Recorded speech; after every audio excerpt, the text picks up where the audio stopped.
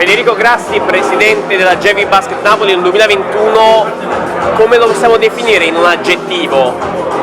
È pazzesco, pazzesco, fantastico, perché ci ha portato di nuovo dove il Napoli Basket mancava da 13 anni, in A1 con una cavalcata bellissima con la vittoria del campionato della Coppa Italia. E